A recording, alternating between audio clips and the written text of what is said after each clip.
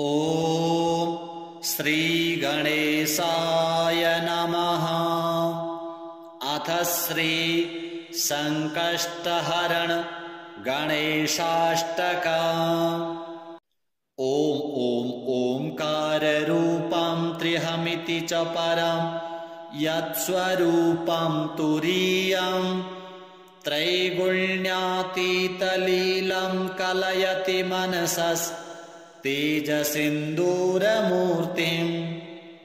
योगीन्द्रैर्ब्रह्मरन्ध्रैः सकलगुणमयं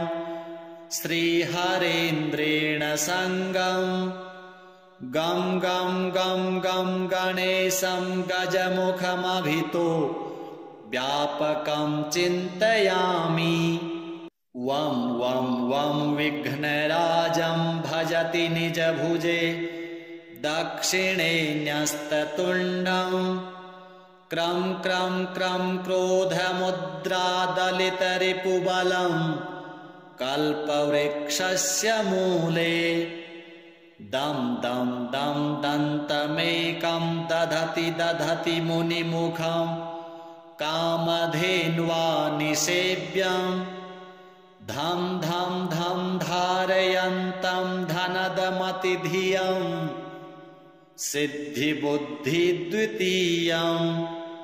तुं तुं तुं तुङ्गरूपं गगनपथिगतं व्याप्नुवन्तं दिगन्तान् क्लीं क्लीं क्लीं कारनाथं गलितमदमिलल् लोलमत्तालिमालम्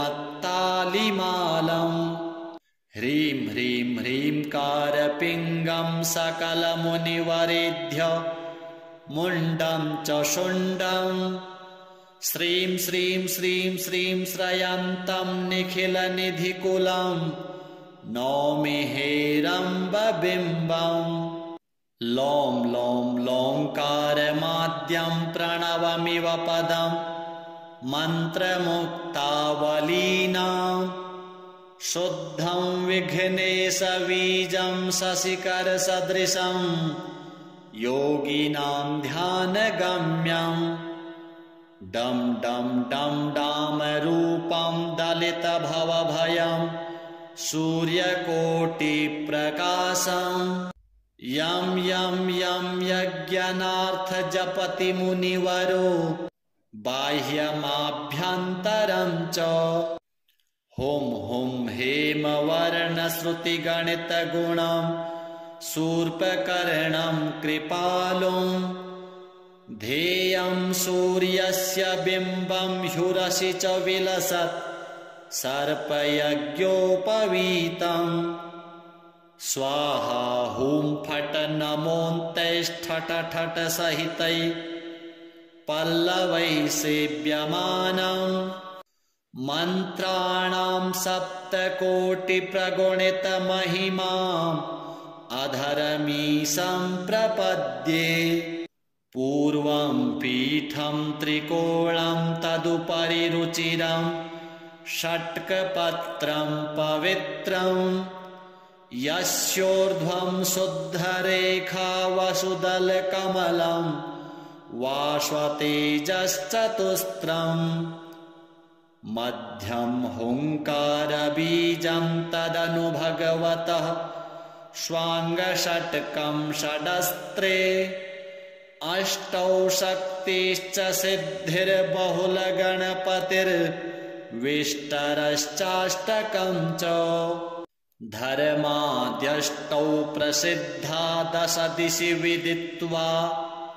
वाध्वजाल्यः कपालम् तस्य क्षेत्रादिनाथं मुनिकुलमखिलं मन्त्रमुद्रामहेशम् एवं यो भक्तियुक्तो जपति गणपति पुष्पधूपाक्षताद्यैर्नैवेद्यैर्मोदकानां स्तुतियुतविलसत् गीतवादित्रनादैः राजानस्तस्य भृत्या इव युवतिकुलं दासवत् सर्वदास्ते लक्ष्मीः सर्वाङ्गयुक्ता युक्ताश्रयति च सदनं किङ्कराः सर्वलोकाः पुत्राः पुत्र्यः पवित्रा रणभुवि विजयी द्यूतवादेऽपि वीरो यस्येषो विघ्नराजो निवसति हृदये भक्तिभाग्यस्य रुद्रः श्रीगणपतिदेवार्पणमस्तु। ॐ ॐ ओंकाररूपं त्र्यहमिति च परं यत्स्वरूपं तुरीयं त्रैगुण्यातीतलीलं कलयति मनसस्तेजसिन्दूरमूर्तिम् योगीन्द्रैर्ब्रह्मरन्ध्रैः सकलगुणमयं श्रीहरेन्द्रेण सङ्गं गं गं गं गं गणेशं गजमुखमभितो व्यापकं चिन्तयामि। वं वं वं विघ्नराजं भजति निजभुजे दक्षिणे न्यस्ततुण्डं क्रं क्रं क्रं क्रोधमुद्रादलितरिपुबलं कल्पवृक्षस्य मूले दं दं दं दन्तमेकं दधति दधति मुनिमुखं कामधेन्वा निसेव्यं धं धं धं धारयन्तं धनदमतिधियं सिद्धिबुद्धिद्वितीयं तुं तुं तुं तुङ्गरूपं गगनपथिगतं व्याप्नुवन्तं दिगन्तान् क्लीं क्लीं क्लीं कारनाथं गलितमदमिलल् लोलमत्तालिमालम् ह्रीं ह्रीं ह्रीं कारपिङ्गं सकलमुनिवरेभ्य मुण्डं च शुण्डं श्रीं श्रीं श्रीं श्रीं श्रयन्तं निखिलनिधिकुलं नौमि हेरम्बबिम्बम् लों लों लोङ्कारमाद्यं प्रणवमिव पदं मन्त्रमुक्तावलीनां शुद्धं विघ्नेशबीजं शशिकरसदृशं योगिनां ध्यानगम्यं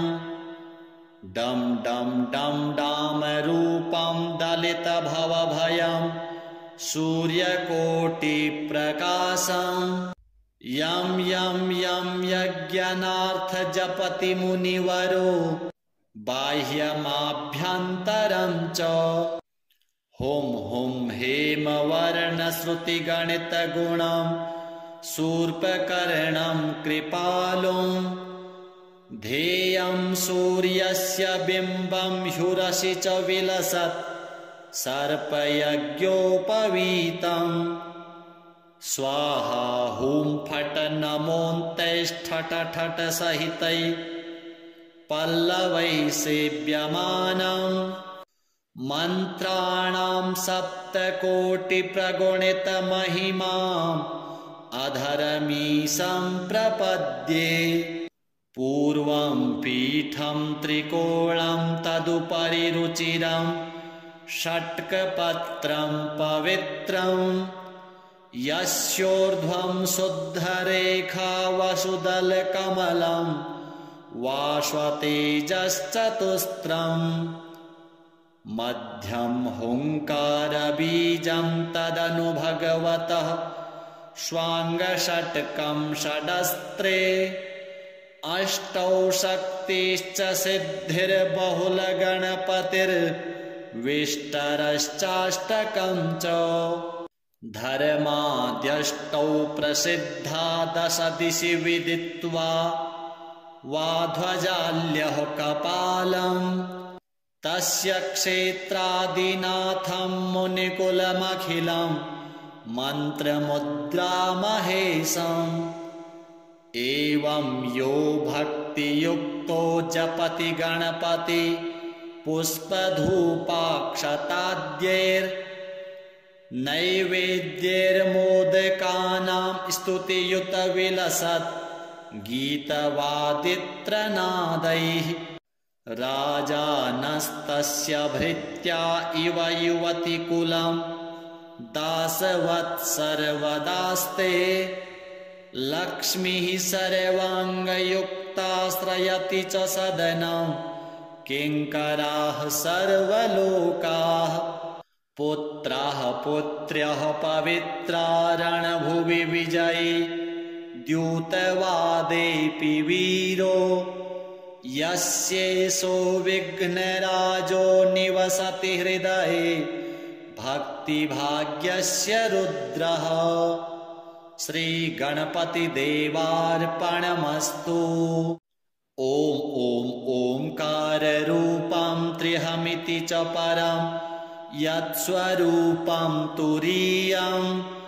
त्रैगुण्यातीतलीलं कलयति मनसस्तेजसिन्दूरमूर्तिम्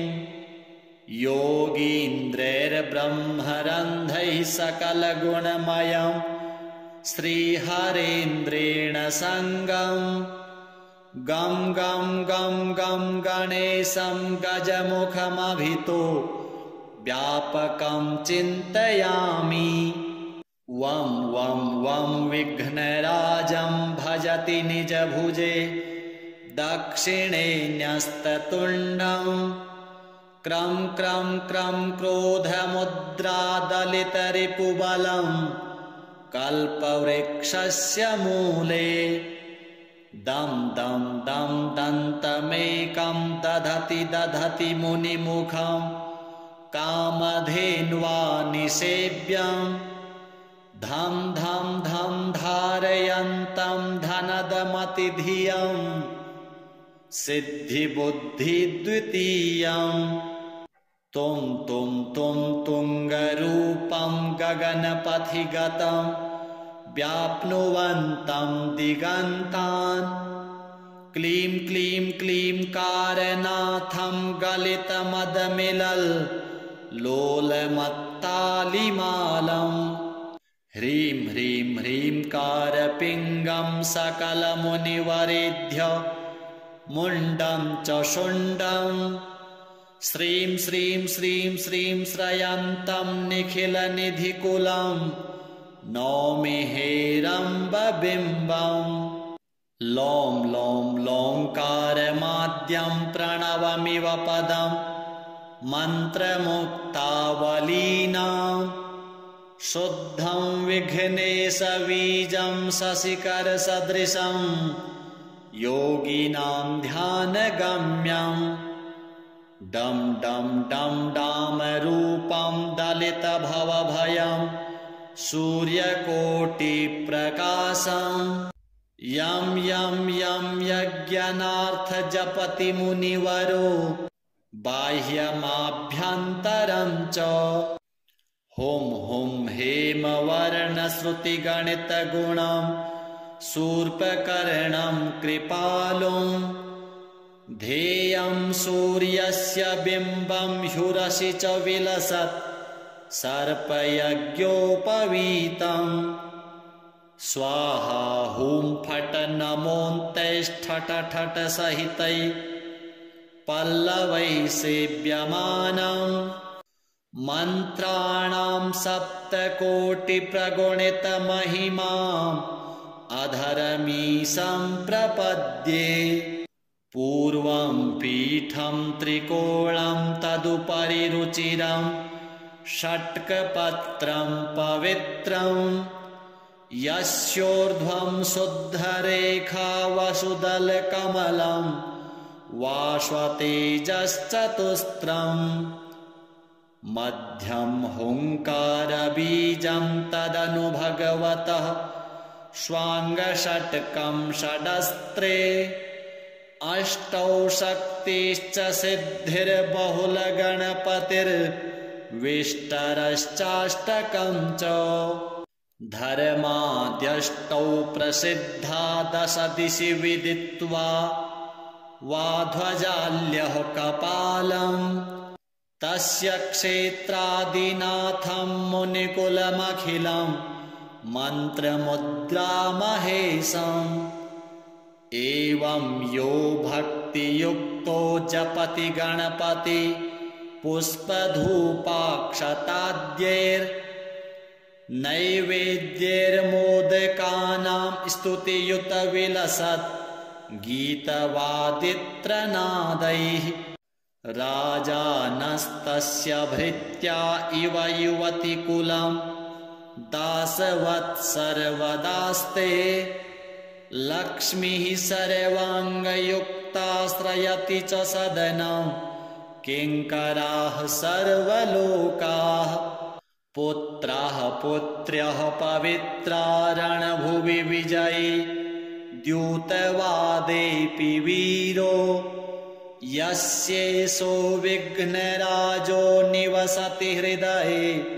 भक्तिभाग्यस्य रुद्रः श्रीगणपतिदेवार्पणमस्तु। ॐ ॐ ओंकाररूपं त्र्यहमिति च परं यत्स्वरूपं तुरीयं त्रैगुण्यातीतलीलं कलयति मनसस्तेजसिन्दूरमूर्तिम् योगीन्द्रैर्ब्रह्मरन्ध्रैः सकलगुणमयं श्रीहरेन्द्रेण सङ्गं गं गं गं गं गणेशं गजमुखमभितो व्यापकं चिन्तयामि। वं वं वं विघ्नराजं भजति निजभुजे दक्षिणे न्यस्ततुण्डं क्रं क्रं क्रं क्रोधमुद्रादलितरिपुबलं कल्पवृक्षस्य मूले दं दं दं दन्तमेकं दधति दधति मुनिमुखं कामधेन्वा निसेव्यं धं धं धं धारयन्तं धनदमतिधियं सिद्धिबुद्धिद्वितीयं तुं तुं तुं तुङ्गरूपं गगनपथिगतं व्याप्नुवन्तं दिगन्तान् क्लीं क्लीं क्लीं कारनाथं गलितमदमिलल् लोलमत्तालिमालम् ह्रीं ह्रीं ह्रीं कारपिङ्गं सकलमुनिवरेभ्य मुण्डं च शुण्डं श्रीं श्रीं श्रीं श्रीं श्रयन्तं निखिलनिधिकुलं नौमि हेरम्बबिम्बम् लों लों लोङ्कारमाद्यं प्रणवमिव पदं मन्त्रमुक्तावलीनां शुद्धं विघ्नेशबीजं शशिकरसदृशं योगिनां ध्यानगम्यं डं डं डं डामरूपं दलितभवभयं सूर्यकोटिप्रकाशं यं यं यं यज्ञनार्थजपति मुनिवरो बाह्यमाभ्यन्तरं च हुं हुं हेमवर्णश्रुतिगणितगुणं शूर्पकर्णं कृपालुं ध्येयं सूर्यस्य बिम्बं ह्युरसि च विलसत् सर्पयज्ञोपवीतं स्वाहा हुं फट् नमोऽन्तैष्ठट ठट सहितै पल्लवैः सेव्यमानं मन्त्राणां सप्तकोटिप्रगुणितमहिमाम् अधरमीशं प्रपद्ये पूर्वं पीठं त्रिकोणं तदुपरि रुचिरं षट्कपत्रं पवित्रं यस्योर्ध्वं शुद्धरेखा वसुदलकमलं वाश्वतेजश्चतुस्रं मध्यं हुङ्कारबीजं तदनु भगवतः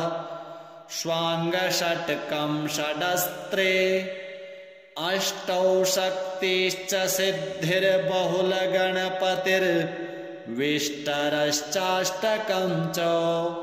धर्माद्यष्टौ प्रसिद्धा दश दिशि विदित्वा वाध्वजाल्यः कपालम् तस्य क्षेत्रादिनाथं मुनिकुलमखिलं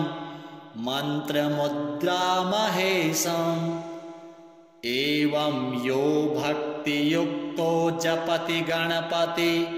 पुष्पधूपाक्षताद्यैर्नैवेद्यैर्मोदकानां स्तुतियुतविलसत् गीतवादित्रनादैः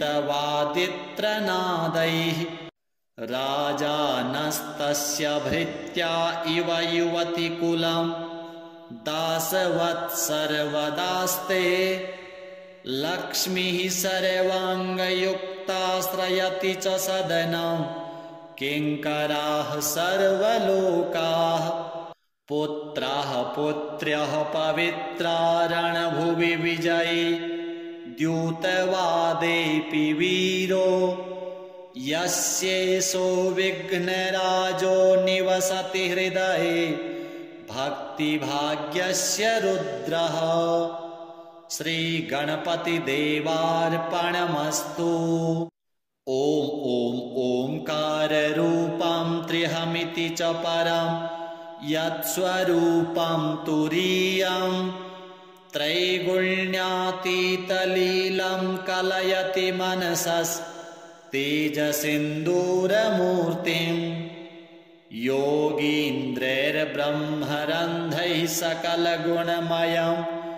श्रीहरेन्द्रेण सङ्गं गं गं गं गं गणेशं गजमुखमभितो व्यापकं चिन्तयामि। वं वं वं विघ्नराजं भजति निजभुजे दक्षिणे न्यस्ततुण्डं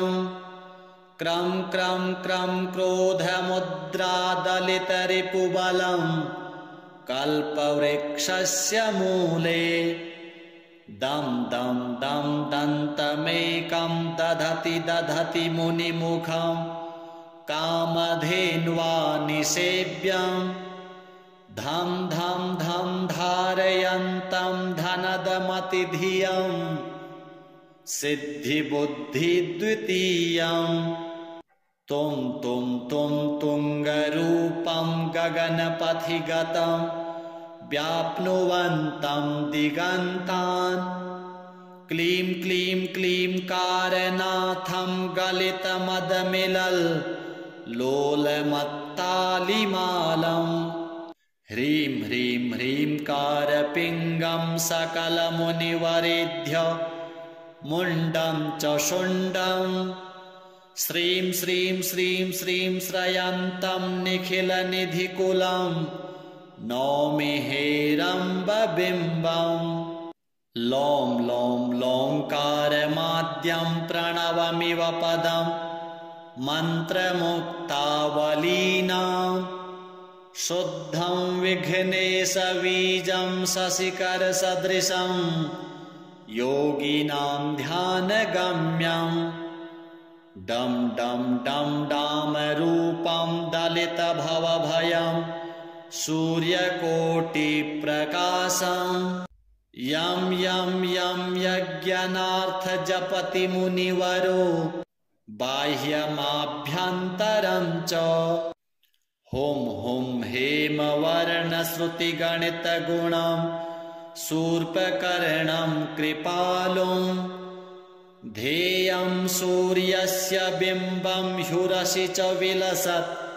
सर्पयज्ञोपवीतं स्वाहा हुं फट् नमोऽन्तैष्ठट ठट सहितैः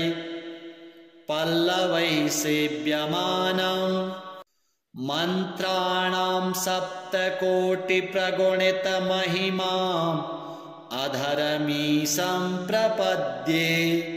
पूर्वं पीठं त्रिकोणं तदुपरि रुचिरं षट्कपत्रं पवित्रं यस्योर्ध्वं शुद्धरेखा वसुदलकमलं वाश्वतेजश्चतुस्रम् मध्यं हुङ्कारबीजं तदनु भगवतः स्वाङ्गषट्कं षडस्त्रे अष्टौ शक्तिश्च सिद्धिर्बहुलगणपतिर्विष्टरश्चाष्टकं च धर्माद्यष्टौ प्रसिद्धा दश दिशि विदित्वा वाध्वजाल्यः कपालम् तस्य क्षेत्रादिनाथं मुनिकुलमखिलं मन्त्रमुद्रामहेशम् एवं यो भक्तियुक्तो जपति गणपति पुष्पधूपाक्षताद्यैर्नैवेद्यैर्मोदकानां स्तुतियुतविलसत् गीतवादित्रनादैः राजानस्तस्य भृत्या इव युवतिकुलं दासवत् सर्वदास्ते लक्ष्मीः सर्वाङ्गयुक्ताश्रयति च सदनं किङ्कराः सर्वलोकाः पुत्राः पुत्र्यः पवित्रा रणभुवि विजयी द्यूतवादेऽपि वीरो यस्येषो विघ्नराजो निवसति हृदये भक्तिभाग्यस्य रुद्रः श्रीगणपतिदेवार्पणमस्तु। ॐ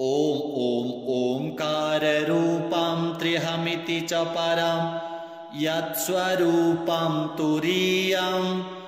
त्रैगुण्यातीतलीलं कलयति मनसस्तेजसिन्दूरमूर्तिम् योगीन्द्रैर्ब्रह्मरन्ध्रैः सकलगुणमयं श्रीहरेन्द्रेण सङ्गं गं गं गं गं गणेशं गजमुखमभितो व्यापकं चिन्तयामि। वं वं वं विघ्नराजं भजति निजभुजे दक्षिणे न्यस्ततुण्डं क्रं क्रं क्रं क्रोधमुद्रादलितरिपुबलं कल्पवृक्षस्य मूले दं दं दं दन्तमेकं दधति दधति मुनिमुखं कामधेन्वा निसेव्यं धं धं धं धारयन्तं धनदमतिधियं सिद्धिबुद्धिद्वितीयं तुं तुं तुं तुङ्गरूपं गगनपथिगतं व्याप्नुवन्तं दिगन्तान् क्लीं क्लीं क्लीं कारनाथं गलितमदमिलल् लोलमत्तालिमालम् ह्रीं ह्रीं ह्रीं कारपिङ्गं सकलमुनिवरेभ्य मुण्डं च शुण्डं श्रीं श्रीं श्रीं श्रीं श्रयन्तं निखिलनिधिकुलं नौमि हेरम्बबिम्बम् लों लों लोङ्कारमाद्यं प्रणवमिव पदं मन्त्रमुक्तावलीनां शुद्धं विघ्नेशबीजं शशिकरसदृशं योगिनां ध्यानगम्यं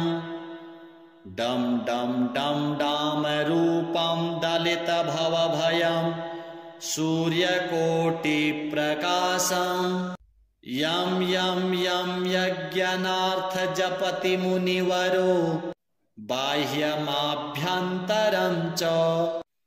हुं हुं हेमवर्णश्रुतिगणितगुणं शूर्पकर्णं कृपालुं ध्येयं सूर्यस्य बिम्बं ह्युरसि च विलसत् सर्पयज्ञोपवीतं स्वाहा हुं फट् नमोऽन्तैष्ठट ठट सहितै पल्लवैः सेव्यमानं मन्त्राणां सप्तकोटिप्रगुणितमहिमाम् अधरमीशं प्रपद्ये पूर्वं पीठं त्रिकोणं तदुपरि रुचिरं षट्कपत्रं पवित्रं यस्योर्ध्वं शुद्धरेखा वसुदलकमलं वाश्वतेजश्चतुस्रम् मध्यं हुङ्कारबीजं तदनु भगवतः स्वाङ्गषट्कं षडस्त्रे अष्टौ शक्तिश्च सिद्धिर्बहुलगणपतिर्विष्टरश्चाष्टकं च धर्माद्यष्टौ प्रसिद्धा दश दिशि विदित्वा वाध्वजाल्यः कपालम् तस्य क्षेत्रादिनाथं मुनिकुलमखिलं मन्त्रमुद्रामहेशम् एवं यो भक्तियुक्तो जपति गणपति पुष्पधूपाक्षताद्यैर्नैवेद्यैर्मोदकानां स्तुतियुतविलसत् गीतवादित्रनादैः राजानस्तस्य भृत्या इव युवतिकुलं दासवत् सर्वदास्ते लक्ष्मीः सर्वाङ्गयुक्ताश्रयति च सदनं किङ्कराः सर्वलोकाः पुत्राः पुत्र्यः पवित्रा रणभुवि विजयी द्यूतवादेऽपि वीरो यस्येषो विघ्नराजो निवसति हृदये भक्तिभाग्यस्य रुद्रः श्रीगणपतिदेवार्पणमस्तु। ॐ ॐ ओङ्काररूपं त्र्यहमिति च परं यत्स्वरूपं तुरीयं त्रैगुण्यातीतलीलं कलयति मनसस्तेजसिन्दूरमूर्तिम् योगीन्द्रैर्ब्रह्मरन्ध्रैः सकलगुणमयं श्रीहरेन्द्रेण सङ्गं गं गं गं गं गणेशं गजमुखमभितो व्यापकं चिन्तयामि। वं वं वं विघ्नराजं भजति निजभुजे दक्षिणे न्यस्ततुण्डं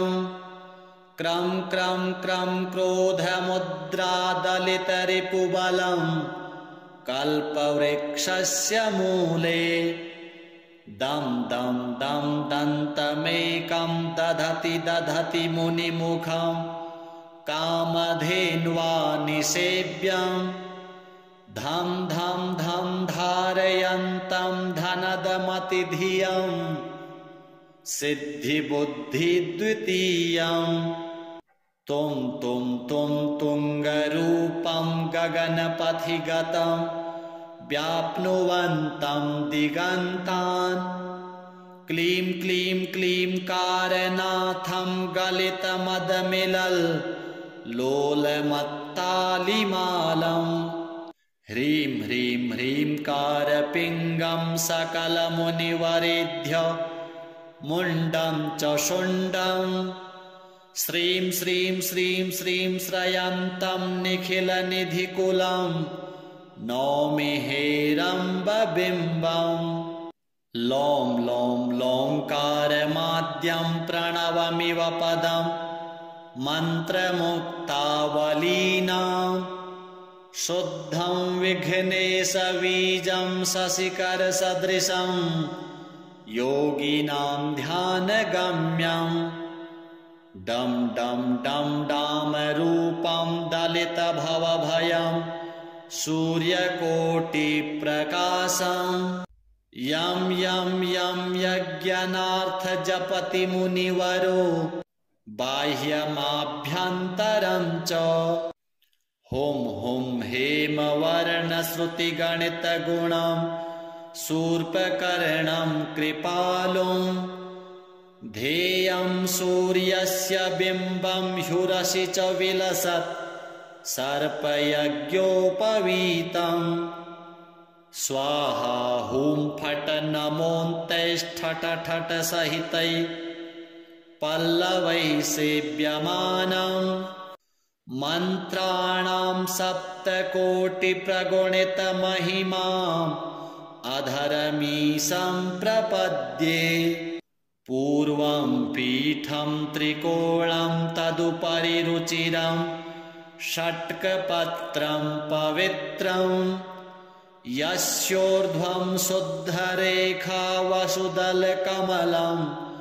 वाश्वतेजश्चतुस्रम् मध्यं हुङ्कारबीजं तदनु भगवतः स्वाङ्गषट्कं षडस्त्रे अष्टौ शक्तिश्च सिद्धिर्बहुलगणपतिर्विष्टरश्चाष्टकं च धर्माद्यष्टौ प्रसिद्धा दश दिशि विदित्वा वाध्वजाल्यः कपालम् तस्य क्षेत्रादिनाथं मुनिकुलमखिलं मन्त्रमुद्रामहेशम् एवं यो भक्तियुक्तो जपति गणपति पुष्पधूपाक्षताद्यैर्नैवेद्यैर्मोदकानां स्तुतियुतविलसत् गीतवादित्रनादैः राजानस्तस्य भृत्या इव युवतिकुलं दासवत् सर्वदास्ते लक्ष्मीः सर्वाङ्गयुक्ताश्रयति च सदनं किङ्कराः सर्वलोकाः पुत्राः पुत्र्यः पवित्रा रणभुवि विजयी द्यूतवादेऽपि वीरो यस्येषो विघ्नराजो निवसति हृदये भक्तिभाग्यस्य रुद्रः श्रीगणपतिदेवार्पणमस्तु। ॐ ॐ ओङ्काररूपं त्र्यहमिति च परं यत्स्वरूपं तुरीयं त्रैगुण्यातीतलीलं कलयति मनसस्तेजसिन्दूरमूर्तिम् योगीन्द्रैर्ब्रह्मरन्ध्रैः सकलगुणमयं श्रीहरेन्द्रेण सङ्गं गं गं गं गं गणेशं गजमुखमभितो व्यापकं चिन्तयामि। वं वं वं विघ्नराजं भजति निजभुजे दक्षिणे न्यस्ततुण्डं क्रं क्रं क्रं क्रोधमुद्रादलितरिपुबलं कल्पवृक्षस्य मूले दं दं दं दन्तमेकं दधति दधति मुनिमुखं कामधेन्वा निसेव्यं धं धं धं धारयन्तं धनदमतिधियं सिद्धिबुद्धिद्वितीयं तुं तुं तुं तुङ्गरूपं गगनपथिगतं व्याप्नुवन्तं दिगन्तान् क्लीं क्लीं क्लीं कारनाथं गलितमदमिलल् लोलमत्तालिमालम् ह्रीं ह्रीं ह्रीं कारपिङ्गं सकलमुनिवरेभ्य मुण्डं च शुण्डं श्रीं श्रीं श्रीं श्रीं श्रयन्तं निखिलनिधिकुलं नौमि हेरम्बबिम्बम् लों लों लोङ्कारमाद्यं प्रणवमिव पदं मन्त्रमुक्तावलीनां शुद्धं विघ्नेशबीजं शशिकरसदृशं योगिनां ध्यानगम्यं डं डं डं डामरूपं दलितभवभयं सूर्यकोटिप्रकाशं यं यं यं यज्ञनार्थजपति मुनिवरो बाह्यमाभ्यन्तरं च हुं हुं हेमवर्णश्रुतिगणितगुणं शूर्पकर्णं कृपालुं ध्येयं सूर्यस्य बिम्बं ह्युरसि च विलसत् सर्पयज्ञोपवीतम् स्वाहा हुं फट् नमोऽन्तैष्ठट ठट सहितै पल्लवैः सेव्यमानम् मन्त्राणां सप्तकोटिप्रगुणितमहिमाम् अधरमीशं प्रपद्ये पूर्वं पीठं त्रिकोणं तदुपरि रुचिरं षट्कपत्रं पवित्रम् यस्योर्ध्वं शुद्धरेखा वसुदलकमलं वाश्वतेजश्चतुस्रम् मध्यं हुङ्कारबीजं तदनु भगवतः स्वाङ्गषट्कं षडस्त्रे अष्टौ शक्तिश्च सिद्धिर्बहुलगणपतिर्विष्टरश्चाष्टकं च धर्माद्यष्टौ प्रसिद्धा दश दिशि विदित्वा वाध्वजाल्यः कपालम् तस्य क्षेत्रादिनाथं मुनिकुलमखिलं मन्त्रमुद्रामहेशम् एवं यो भक्तियुक्तो जपति गणपति पुष्पधूपाक्षताद्यैर्नैवेद्यैर्मोदकानां स्तुतियुतविलसत् गीतवादित्रनादैः राजानस्तस्य भृत्या इव युवतिकुलं दासवत् सर्वदास्ते लक्ष्मीः सर्वाङ्गयुक्ताश्रयति च सदनं किङ्कराः सर्वलोकाः पुत्राः पुत्र्यः पवित्रा रणभुवि विजयी द्यूतवादेऽपि वीरो यस्येषो विघ्नराजो निवसति हृदये भक्तिभाग्यस्य रुद्रः श्रीगणपतिदेवार्पणमस्तु। ॐ ॐ ओङ्काररूपं त्र्यहमिति च परं यत्स्वरूपं तुरीयं त्रैगुण्यातीतलीलं कलयति मनसस्तेजसिन्दूरमूर्तिं योगीन्द्रैर्ब्रह्मरन्ध्रैः सकलगुणमयं श्रीहरेन्द्रेण सङ्गं गं गं गं गं गणेशं गजमुखमभितो व्यापकं चिन्तयामि वं वं वं विघ्नराजं भजति निजभुजे दक्षिणे न्यस्ततुण्डं क्रं क्रं क्रं क्रोधमुद्रादलितरिपुबलं कल्पवृक्षस्य मूले दं दं दं दन्तमेकं दधति दधति मुनिमुखं कामधेन्वा निसेव्यं धं धं धं धारयन्तं धनदमतिधियं सिद्धिबुद्धिद्वितीयं तुं तुं तुं तुङ्गरूपं गगनपथिगतं व्याप्नुवन्तं दिगन्तान् क्लीं क्लीं क्लीं कारनाथं गलितमदमिलल् लोलमत्तालिमालं ह्रीं ह्रीं ह्रीं कारपिङ्गं सकलमुनिवरेभ्य मुण्डं च शुण्डं श्रीं श्रीं श्रीं श्रीं श्रयन्तं निखिलनिधिकुलं नौमि हेरम्बबिम्बं लों लों लोङ्कारमाद्यं प्रणवमिव पदं मन्त्रमुक्तावलीनां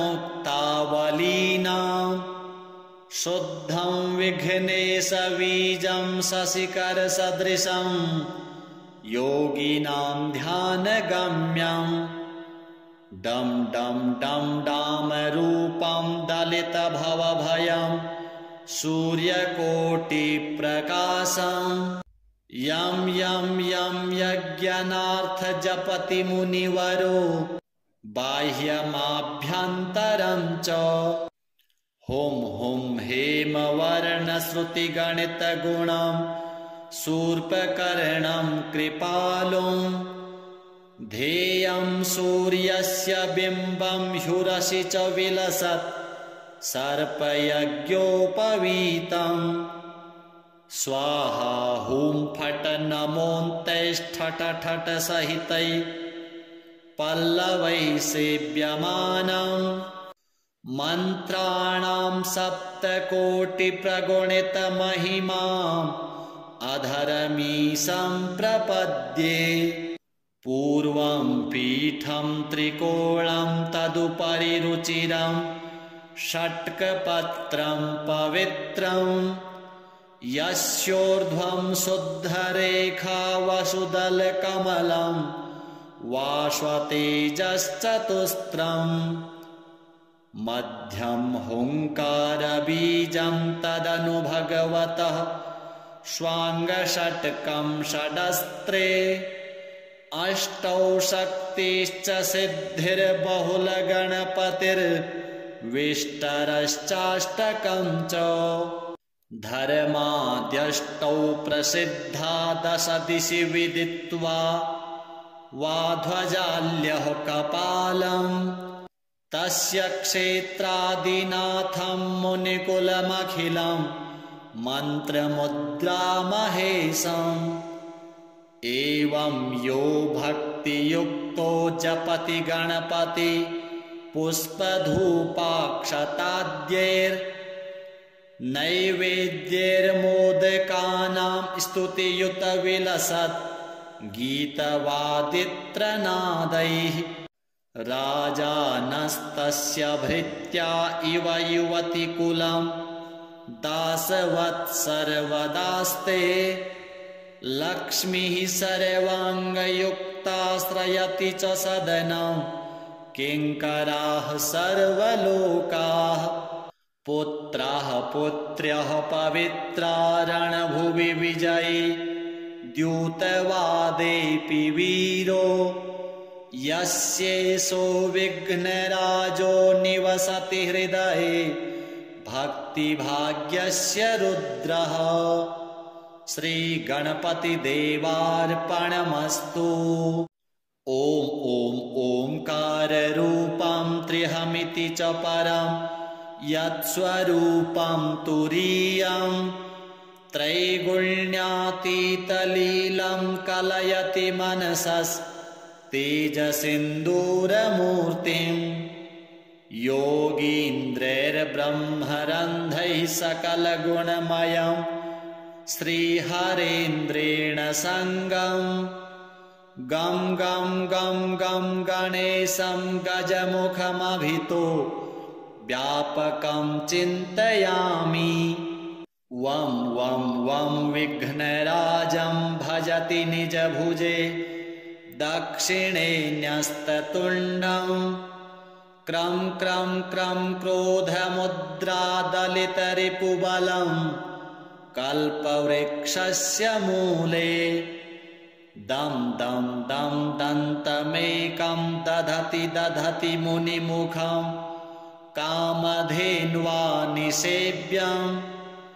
धं धं धं धारयन्तं धनदमतिधियं सिद्धिबुद्धिद्वितीयं तुं तुं तुं तुङ्गरूपं गगनपथिगतं व्याप्नुवन्तं दिगन्तान् क्लीं क्लीं क्लीं कारनाथं गलितमदमिलल् लोलमत्तालिमालम् ह्रीं ह्रीं ह्रीं कारपिङ्गं सकलमुनिवरेभ्य मुण्डं च शुण्डं श्रीं श्रीं श्रीं श्रीं श्रयन्तं निखिलनिधिकुलं नौमि हेरम्बबिम्बं लों लों लोंकारमाद्यं आद्यं प्रणवमिव पदं मन्त्रमुक्तावलीनां शुद्धं विघ्नेशबीजं शशिकरसदृशं योगिनां ध्यानगम्यं डं डं डं डामरूपं दलितभवभयं सूर्यकोटिप्रकाशं यं यं यं यज्ञनार्थजपति मुनिवरो बाह्यमाभ्यन्तरं च हुं हुं हेमवर्णश्रुतिगणितगुणं शूर्पकर्णं कृपालुं ध्येयं सूर्यस्य बिम्बं ह्युरसि च विलसत् सर्पयज्ञोपवीतं स्वाहा हुं फट् नमोऽन्तैष्ठट ठट सहितै पल्लवै सेव्यमानं मन्त्राणां सप्तकोटिप्रगुणितमहिमाम् अधरमीशं प्रपद्ये पूर्वं पीठं त्रिकोणं तदुपरि रुचिरं षट्कपत्रं पवित्रं यस्योर्ध्वं शुद्धरेखा वसुदलकमलं वाश्वतेजश्चतुस्रं मध्यं हुङ्कारबीजं तदनु भगवतः स्वाङ्गषट्कं षडस्त्रे अष्टौ शक्तिश्च सिद्धिर्बहुलगणपतिर्विष्टरश्चाष्टकं च धर्माद्यष्टौ प्रसिद्धा दश दिशि विदित्वा वाध्वजाल्यः कपालं तस्य क्षेत्रादिनाथं मुनिकुलमखिलं मन्त्रमुद्रामहेशम् एवं यो भक्तियुक्तो जपति गणपति पुष्पधूपाक्षताद्यैर्नैवेद्यैर्मोदकानां स्तुतियुतविलसत् गीतवादित्रनादैः राजानस्तस्य भृत्या इव युवतिकुलं दासवत् सर्वदास्ते लक्ष्मीः सर्वाङ्गयुक्ताश्रयति च सदनं किङ्कराः सर्वलोकाः पुत्राः पुत्र्यः पवित्रा रणभुवि विजयी द्यूतवादेऽपि वीरो यस्येषो विघ्नराजो निवसति हृदये भक्तिभाग्यस्य रुद्रः श्रीगणपतिदेवार्पणमस्तु। ॐ ॐ ओंकाररूपं त्र्यहमिति च परं यत्स्वरूपं तुरीयं त्रैगुण्यातीतलीलं कलयति मनसस्तेजसिन्दूरमूर्तिं योगीन्द्रैर्ब्रह्मरन्ध्रैः सकलगुणमयं श्रीहरेन्द्रेण सङ्गं गं गं गं गं गणेशं गजमुखमभितो व्यापकं चिन्तयामि। वं वं वं विघ्नराजं भजति निजभुजे दक्षिणे न्यस्ततुण्डं क्रं क्रं क्रं क्रोधमुद्रादलितरिपुबलं कल्पवृक्षस्य मूले दं दं दं दन्तमेकं दधति दधति मुनिमुखं कामधेन्वा निसेव्यं धं धं धं धारयन्तं धनदमतिधियं सिद्धिबुद्धिद्वितीयं तुं तुं तुं तुङ्गरूपं गगनपथिगतं व्याप्नुवन्तं दिगन्तान् क्लीं क्लीं क्लीं कारनाथं गलितमदमिलल् लोलमत्तालिमालं ह्रीं ह्रीं ह्रीं कारपिङ्गं सकलमुनिवरेभ्य मुण्डं च शुण्डं श्रीं श्रीं श्रीं श्रीं श्रयन्तं निखिलनिधिकुलं नौमि हेरम्बबिम्बम् लों लों लोङ्कारमाद्यं प्रणवमिव पदं मन्त्रमुक्तावलीनां शुद्धं विघ्नेशबीजं शशिकरसदृशं योगिनां ध्यानगम्यं डं डं डं डामरूपं दलितभवभयं सूर्यकोटिप्रकाशम् यं यं यं यज्ञनार्थजपति मुनिवरो बाह्यमाभ्यन्तरं च हुं हुं हेमवर्णश्रुतिगणितगुणं शूर्पकर्णं कृपालुं ध्येयं सूर्यस्य बिम्बं ह्युरसि च विलसत् सर्पयज्ञोपवीतम्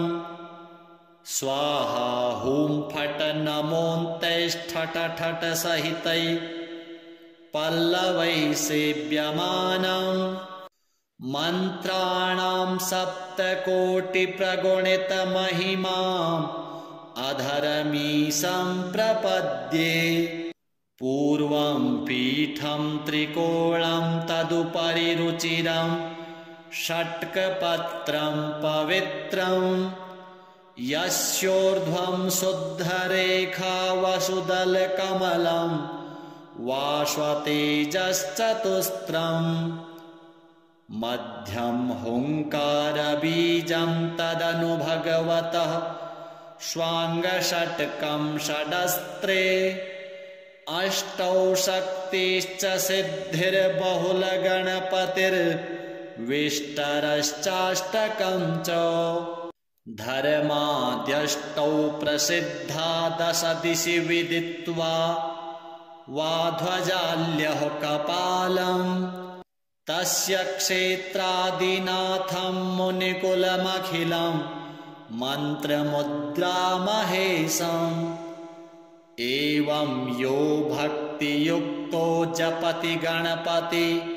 पुष्पधूपाक्षताद्यैर्नैवेद्यैर्मोदकानां स्तुतियुतविलसत् गीतवादित्रनादैः राजानस्तस्य भृत्या इव युवतिकुलं दासवत् सर्वदास्ते लक्ष्मीः सर्वाङ्गयुक्ताश्रयति च सदनं किङ्कराः सर्वलोकाः पुत्राः पुत्र्यः पवित्रा रणभुवि विजयी द्यूतवादेऽपि वीरो यस्येषो विघ्नराजो निवसति हृदये भक्तिभाग्यस्य रुद्रः श्रीगणपतिदेवार्पणमस्तु।